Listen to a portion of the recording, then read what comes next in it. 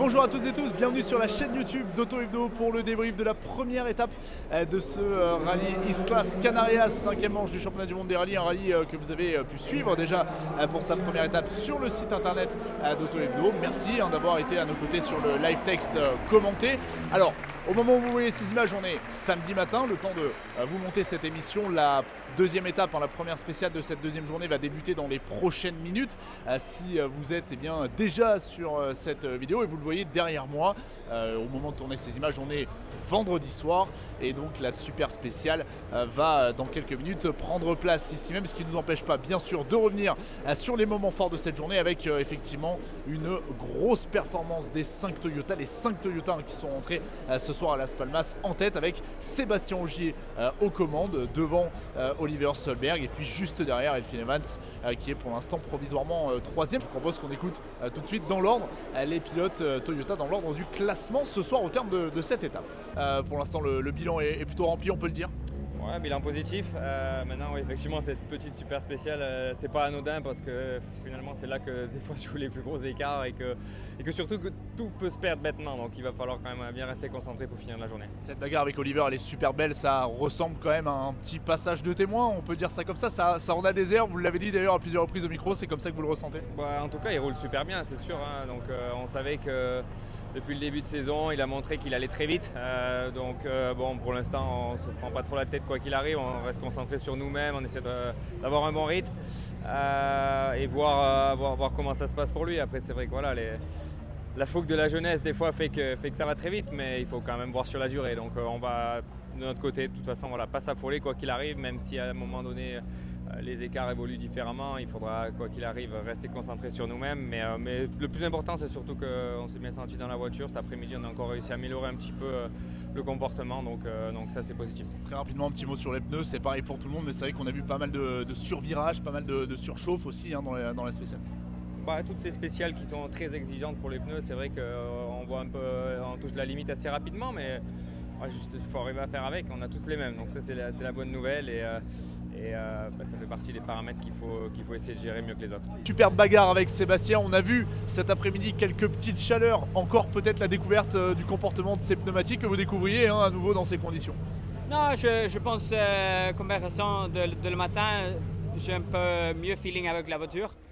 Et après, dans cette dernière spéciale, le matin et cet après-midi, Seb a fait un très bon travail. J'ai perdu presque tout le temps dans cette spéciale et c'est là je pense que d'avoir un peu plus d'expérience avec les pneus, avec la voiture, quand la route est très vide, large. Et après le feeling est bien. Ouais. Okay.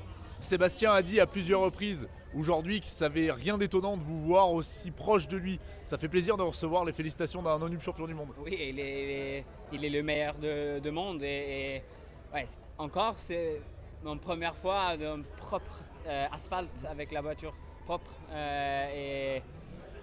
c'est toujours un peu d'avoir de feeling, mais le plus important est le temps est là et après on peut juste travailler d'être mieux. Okay, Elfyn P3 for the moment, but the gap are so close that maybe it can change in a few minutes into the stadium. Yeah, exactly. I mean, you can maybe lose more in this little stage than you can the whole day. But I think it's not been the best day. Definitely not super pleased at the end of it.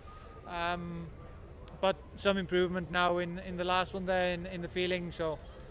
Hopefully we can carry that into tomorrow. We saw a lot of people have struggling with the tires because it was hot on the tarmac. What about you? Yeah, I think everybody's been struggling with that. It's about who can manage it best, I think, and who has the car to cope with it. It's not easy in the end, but let's see. The race is looking like a Toyota Yaris Rally Cup, but it's fun also for you to race against your teammate. Yeah, I think there's a lot of cars here, so at the end we still are here to try to win at the end of the day. So it doesn't matter who you're fighting. It's fun anyway, and we have to still do our best. The most important, I think, is the gap between all the Toyotas, only 30 seconds for the 5 cars for the moment. So that shows how strong you are. Yeah, it shows that the car is for sure really strong, and also the drivers, all the drivers in the team are really strong and competitive. So in a way, it's a bit of a shame that the competition is only between our team from the top positions. But anyway, it's still It's not your fault. it is not my fault, and I mean the competition is still really tough, and we really try to compete and do the maximum we can and compete against the teammates. So it's still not easy. Do you think it's possible to go for the gap between you and Alfine, Oliver, and Seb? I'm a bit worried that Sepp can be a little bit too much, at least how it looks now. But let's say at least all the others, I hope we can fight, and I hope we can find something new for tomorrow morning. It's still nothing is lost. Still, it's 2 more days to go. So even to catch Sepp, if we can find a absolutely fantastic flow, then why not? But of course, yeah, we see they are doing really strong, and we need to make better ourselves. Yeah, for sure. It's been quite tough day for me. I'm really struggling, so need to find something better for tomorrow. Okay, 32nd, it sounds not much, but in this rally, it's quite big. I mean, very intense and very close each other, so hard to, quite difficult to catch up, but of course we never give up and try to find something better and pushing on the limit and see what's gonna happen. As the championship leader, what is your opinion about the fight we saw on the top of the hierarchy between Seb, between Oliver? It's nice to see this these two guys from different generations. Yeah, it's cool. It's cool. It'd be nice to join it, but yeah, so far it's very difficult to finding the speed and feeding, so I need to find something better. Alors, ce que vous avez pu constater, si vous avez suivi cette première journée du rallye Islas Canarias, c'est évidemment la suprématie des Toyota et les difficultés rencontrées aussi bien par Hyundai que par les Ford Puma Rallye 1 d'M-Sport. Côté Hyundai, en tout cas, la bonne petite surprise de cette journée, c'est la performance de Dani Sordo, copiloté par Candido Carrera. Dani Sordo qui revient en WRC, sa dernière apparition, on le rappelle, c'était l'Acropole en 2024. Il fait partie des 3 pilotes qui roulent donc dans la 3e voiture Hyundai cette année aux côtés d'Aiden Paddon ou encore des AP Calapi. Pour l'instant, c'est lui le plus rapide dans le clan Hyundai. Et je vous propose qu'on écoute aussi bien Dani Sordo que ses coéquipiers Thierry Neuville et Adrien Fourmeau. Bravo Dani, on peut dire que vous êtes l'un des hommes du jour quand même, parce qu'on ne s'attendait peut-être pas à vous voir aussi performant pour ce retour dans la Rallye 1. C'est beau ce que vous avez fait. Oui, on a bien roulé, honnêtement. À la fin, il y a Adrien qui était un peu plus vite, aussi Thierry, mais c'est bien ça, c'est bien qu'ils ont adapté un peu plus la voiture, qu'ils ont réveillé un petit peu parce que ce matin c'était un peu loin, et c'était pas normal, mais bon, on est encore loin des Toyota, et bah, ça il faut qu'on travaille, on va pas découvrir là maintenant un second kill, tu vois, mais bon, il faut qu'on continue à travailler, que demain c'est un autre jour, on va essayer de faire des choses. Avec Aiden, avec les APK, vous êtes venus pour apporter votre expérience, pour faire progresser aussi bien les réglages de Thierry que d'Adrien. Pour l'instant, quand on regarde depuis le début de la saison, régulièrement, la 3e voiture est au même niveau, voire même un petit peu devant. C'est plutôt positif dans la globalité de votre présence, on va dire. Oui, c'est positif qu'il y a des autres pilotes qui viennent et ils découvrent les choses et qu'on fait des évolutions dans la voiture. Vous avez fait un pari avec Aiden pour essayer de monter sur le podium comme lui en Croatie ou pas? Ça va être un peu plus difficile ici parce que Toyota c'est pam. Mais bon, on verra à Portugal. On ne sait jamais, voilà. Merci beaucoup Dani. C'est vrai que j'ai eu un peu du mal quand même de rester au contact de mes coéquipiers. Après on est à 10 secondes de Dani, à 8 d'Adrien, mais les 2 premières spéciales cet après-midi après quelques changements ont été compliquées. J'étais même moins rapide que lors du massage de ce matin, mais ensuite j'ai fait quelques gros changements pour la dernière et là ça commence à aller mieux. Donc si on peut garder cette balance de la voiture pour demain, ça serait pas mal, ça nous permettrait, je l'espère, d'être dès l'entrée un peu plus à l'aise. Il y a 12 ans, vous débutiez l'aventure Hyundai en WRC. Dani aussi, vous étiez coéquipier pour le lancement, le retour de l'équipe. 12 ans plus tard, on est là, ici, aux Canaries. On voit les performances de Dani, on voit aussi les vôtres. On a vu les vôtres en Croatie. Ça veut dire quoi? Ça veut dire que l'expérience prime en WRC? Oui, certainement, surtout sur des rallyes un peu plus endurants, un peu plus compliqués. Il y en a de moins en moins, c'est vrai, dans le WRC, des rallyes comme l'Argentine, le Mexique. Et même la Nouvelle-Zélande qu'on a déjà fait quelques fois. Mais c'est vrai que voilà, l'expérience est toujours importante. Danny semblera avoir trouvé un setup qui lui convient dès l'entrée. Il a été plus rapide qu'Adrien et moi, quasi tout au long de la journée. Maintenant, c'est vrai qu'il ne participe pas à toutes les séances d'essai. On est toujours à la recherche de quelque chose de meilleur, donc on essaye d'autres choses. Mais visiblement, quelque chose de connu semble toujours marcher mieux que tout ce qu'on essaye pour le moment. Bon, vous allez quand même essayer de regarder dans son ordinateur là s'il n'y a pas 2-3 trucs qui traînent ce soir. Non, mais on connaît ses setups et toutes les valeurs de setup qu'il a roulé. On s'oriente un petit peu vers là, je dois dire, donc on fera encore un petit step pour demain. Bon Adrien, journée pas forcément évidente, on a vu quand même quelque chose de sympa. Comment vous l'avez vécu de l'intérieur? Bon, moi personnellement je me régale, on se bat entre Hyundai et voilà, je pense que c'est la seule bagarre qu'on peut avoir et je trouve que c'est plutôt intéressant. Devant je regarde pas trop les temps parce que sinon ça fait mal à la tête et puis voilà. En tout cas j'ai un objectif, c'est remonter Danny. Bon. Un petit mot justement sur les performances de Danny, impressionnant même si évidemment il n'a pas arrêté la compétition ces dernières années, mais c'est vrai que le revoir là tout de suite perfo, c'est quand même chouette, ça donne un peu le sourire. Ouais, après moi je connais un lob, il est arrivé au Monte Carlo, il a gagné. Hein. Oui c'est vrai. Bon, donc non mais après c'est des pilotes qui restent tout le temps actifs, donc je pense que voilà, quand ils ont le truc, ils ont le talent, ils sont là, voilà, et on sait que Danny sur l'asphalte c'est très performant. Donc en tout cas c'est cool de le voir à ce niveau-là. Bon, encore une spéciale à parcourir, très spectacle, ça n'a rien à voir avec ce qu'on a vu aujourd'hui bien entendu, mais c'est vrai que c'est beau aussi ces événements avec toute cette ferveur populaire, on l'a vu hier.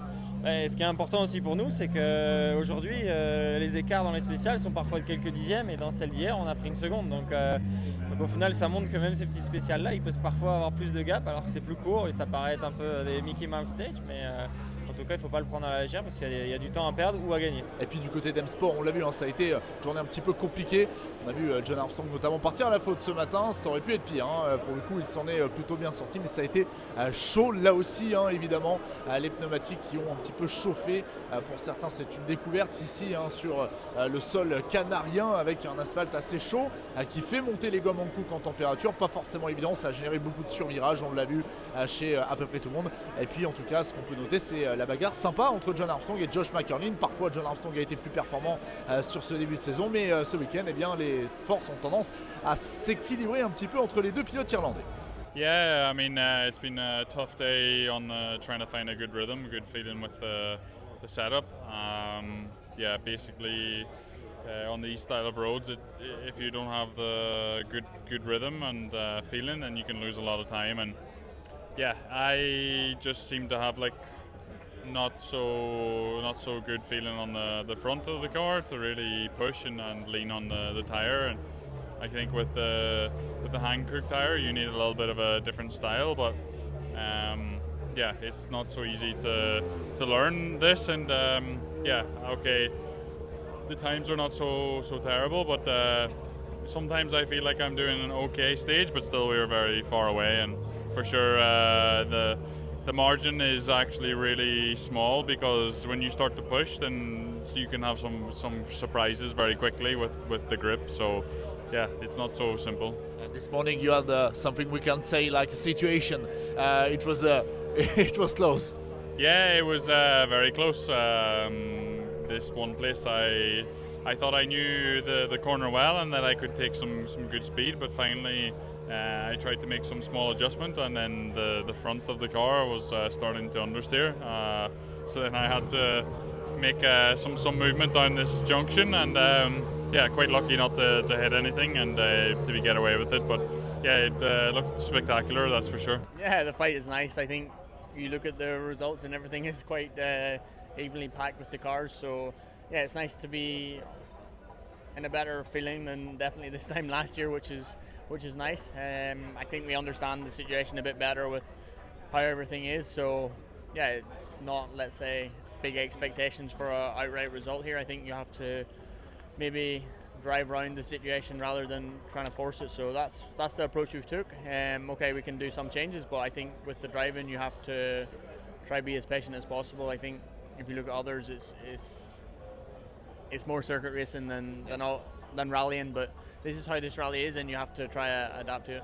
In Croatia, we talked about John on tarmac, and you told me that was nice to have a teammate with such experience like him on this surface. But be in the fight with him is a really good point for you. Yeah, 100%. I think he showed his pace in Croatia, albeit it's a very different rally now with how the character is. But yeah, we know how quick he is in tarmac from that there, and to be in the same car, same everything and this close is quite nice for us. On va parler bien sûr du WRC2 puisque nous avions quitté les frères Rossel entre autres 1 et 2 sur le rallye de Croatie. Alors ce soir ils ne sont pas tout à fait 1 et 2, ils sont 1 et 3 très précisément puisqu'Alejandro Cachon est venu se greffer à la bagarre entre Johan Rossel leader et Léo Rossel à 3e. En tout cas ils nous ont encore une fois livré un superbe spectacle. Je vous propose qu'on écoute Johan, qu'on écoute Léo, mais on va aussi écouter le français qui rentre en 4e position du WRC2 ce soir quand même, Eric Camilli, copiloté par Thibaut Delahaye avec la Skoda Fabia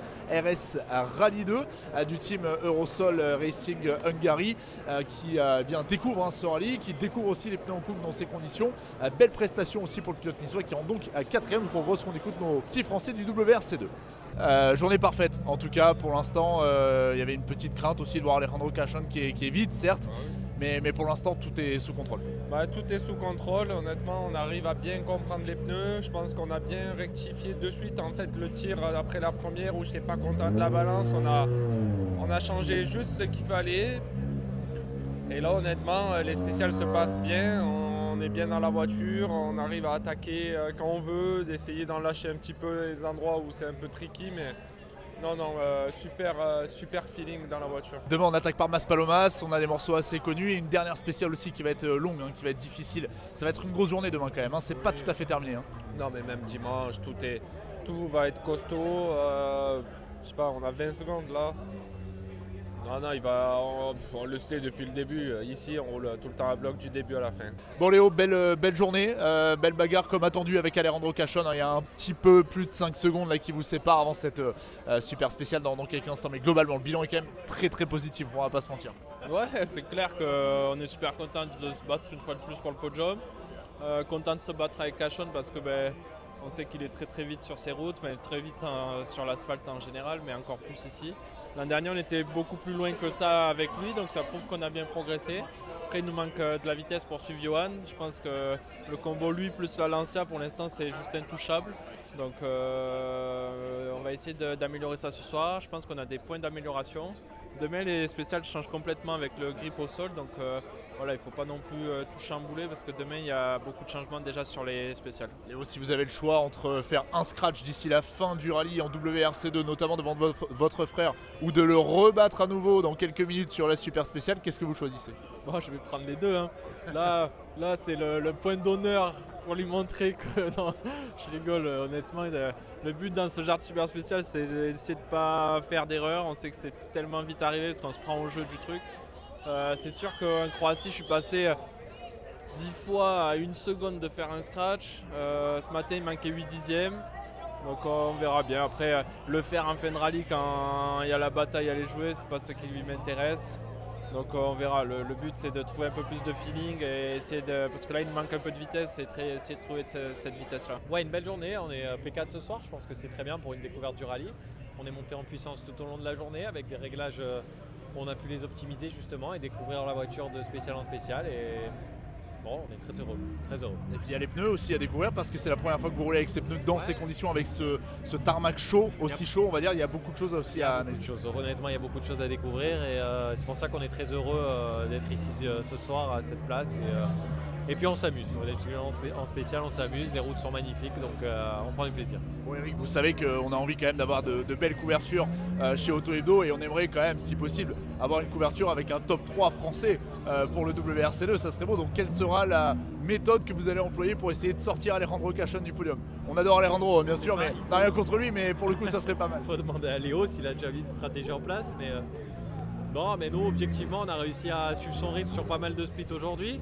C'est souvent sur un split que j'en ai perdu, mais objectivement dans la dernière spéciale par exemple le setup commence à être vraiment bien, vraiment top je dirais, et si on l'avait su plus tôt on l'aurait mis ce matin, et c'est jamais évident comme on l'a dit la découverte et de tout assembler, donc en tout cas lui fait un bon rallye Alejandro, Mais ça va être la bagarre qui passe devant. Et puis vous le savez, hein, parmi tous les Français qui sont présents ce week-end, on en a en WRC3 notamment. D'ailleurs, on s'excuse, on n'a jamais trop la possibilité de vous parler et d'avoir à l'image en tout cas Giovanni Rossi et Kylian Sarmezan qui évoluent en WRC3 parce que malheureusement le timing fait que c'est un petit peu compliqué pour pouvoir tourner les images, les monter, vous les proposer le plus rapidement possible sur nos différentes plateformes. En tout cas, on les suit bien sûr. Et puis dans le clan français du WRC2, on suit évidemment Adrien Mosca et Julien Blard qui effectuent leur premier rallye ensemble ce week-end. On suit Pablo Sarrazin et Yannick Roche et puis on suit évidemment Arthur Pelamourg et Bastien Pouget. On est allé justement tout à l'heure à la rencontre de Jérémy Brissot qui est le team manager de Fun Meca Sport, une petite équipe que vous connaissez si vous suivez les rallyes français, une petite équipe qui d'un coup se retrouve propulsée au sommet du WRC2 par l'intermédiaire de son équipage Aveyronais. On est allé justement en parler avec le principal intéressé. Jérémy, depuis quelques semaines, on va dire que vous faites une entrée fracassante dans le monde du WRC, notamment grâce à Arthur. Parlez-nous un petit peu de ces premières semaines, de ces premiers mois un petit peu fous, j'imagine, qui ont changé aussi le quotidien de l'équipe. Le championnat du monde tout court a changé le quotidien de l'équipe et en effet l'arrivée des Rallye 2 nous demande une rigueur particulière qui nous ramène un peu à nos débuts du véhicule historique. Il y a un vrai lien dans la précision et dans le taf à réaliser. Puis avec Arthur, c'est un régal. On est techniquement accompagné avec les conseils de Hyundai. Ça nous permet de progresser, de prendre un plaisir monstrueux et de performer. On est là pour ça avant tout. Parlez-nous un petit peu justement de ce que font Arthur et Bastien depuis le Monte Carlo. Ils nous ont impressionnés, un podium, on le rappelle, là-bas. En Croatie, c'était vite, ça s'est pas super bien terminé, mais malgré tout, il y a eu de très très belles choses. Là aussi, pour l'instant, sur ce début de rallye, au moment de tourner ces images, on est à la pause ce vendredi midi. Il faut dire quand même qu'ils sont assez impressionnants. Oui, on prend notre temps parce que s'octroyer le temps d'apprendre, c'est toujours difficile. On veut toujours être au maximum des capacités, mais les capacités elles viennent avec le temps, avec les kilomètres qui doivent se dérouler. On se bat contre des bonhommes, n'importe quel âge qu'ils aient, de Johan à Pablo pour citer que les Français, mais la fourchette est large. Mais on se bat contre des bonhommes qui ont des milliers de kilomètres dans les voitures. Arthur, il est à son 2e, 3e rallye avec la voiture. Sous le fort grip qu'on a aujourd'hui et sur les températures qu'on a aujourd'hui, c'est son premier rallye. Et donc à peine 50 km finalement. Si on ne se laisse pas le temps, on va cramer notre joker trop vite et pour le coup ce sera contre-productif. Donc là en l'occurrence la 2e vraie spéciale de course, elle est inespérée. On est à 6/10 au kill des vainqueurs de la spéciale. Ça va venir tranquillement si on arrive à faire des chronos et des splits pas trop mal avant la fin du week-end. Ce sera une mission largement accomplie. Oui, pour l'instant, c'est vrai, hein, il faut le dire, c'est assez spectaculaire. Parlez-nous un petit peu aussi du fonctionnement de la structure, Jérémy. On a eu l'occasion d'en discuter avec Bernard Piala notamment, qui nous a dit que c'était assez compliqué cette logistique avec les 3 rendez-vous consécutifs du WRC notamment. Expliquez-nous comment ça s'est passé pour vous entre justement la Croatie et cette venue ici aux îles Canaries. J'imagine que ça a été bien compliqué. Ouais, c'est une bonne occasion de dire aux fédérations nationales et internationales que les préparateurs que l'on est, plutôt intermittents du spectacle que garagistes, doivent être représentés dans les fédérations. Ce n'est pas le cas aujourd'hui. On a des employés soumis à des codes du travail et en effet l'acheminement du matériel et la préparation des voitures se fait d'une manière assez tendue. Ça nous fait des beaux souvenirs, mais ça nous met en difficulté de temps en temps. Pour ceux qui font le Portugal, quasiment toutes les équipes françaises font l'enchaînement des 3 rallyes. Ça demande une vraie logistique et une vraie rigueur pour nous, humains, ne pas se mettre dans le rouge. Voilà, fin de ce résumé de la première étape. Merci d'avoir été à nos côtés sur nos différentes plateformes tout au long de cette première étape. Dans quelques minutes, vous le savez, le début de la 2e étape et la suite de ce match avec une journée véritablement intéressante qui va se dessiner devant nous. On va commencer dans quelques minutes par Maspalomas qui était la spéciale Power Stage, qui était la Power Stage l'année dernière et qui se retrouve en première position, on va dire, dans le running order de la journée journée de ce samedi. Et puis on aura aussi une très longue spéciale à quasiment 30 km en fin de journée. Alexandre Coria nous l'a dit dans son œil de Coria avant d'entamer ce rallye des Canaries. Ça va être une spéciale très difficile selon lui, l'un des juges de paix de ce rallye. Il peut se passer encore beaucoup de choses, des températures élevées, des risques potentiellement aussi d'avoir des changements météorologiques parce que les concurrents vont monter en altitude. Donc on peut imaginer pourquoi pas à certains moments des petites averses, on peut imaginer aussi du brouillard. Bref, tout autant de raisons de penser qu'il n'y aura pas toujours du grip. Donc attention, ce rallye est peut-être pas tout à fait terminé. On va démarrer dans quelques minutes avec donc les 5 Toyota en tête, les 3 Hyundai qui suivent et les 2 Ford d'M-Sport juste derrière dans la hiérarchie. Running order un petit peu différent bien sûr que celui du classement pour cette deuxième étape, mais vraiment restez connectés sur toutes nos plateformes et notamment sur notre site internet tout au long de la journée pour ne rien manquer de cette deuxième journée du rallye des Canaries. Quant à nous, on se retrouve donc demain matin, en ce dimanche matin, donc pour le débrief de la deuxième journée. Je vous souhaite une excellente journée de rallye et je vous dis à demain.